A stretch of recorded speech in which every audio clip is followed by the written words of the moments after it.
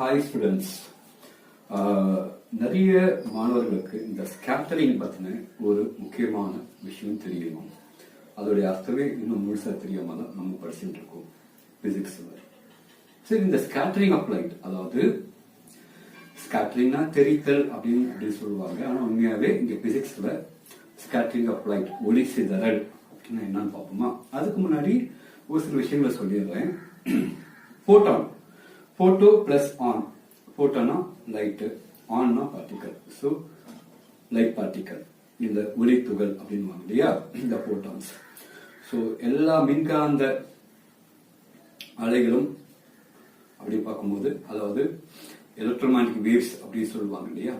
இந்த எலக்ட்ரோமேட்டிக் வேவ்ஸ் சொல்லும் போது UV rays, infrared rays, light rays, radio waves, microwaves, X rays, gamma rays, இதெல்லாமே இந்த ஒவ்வொரு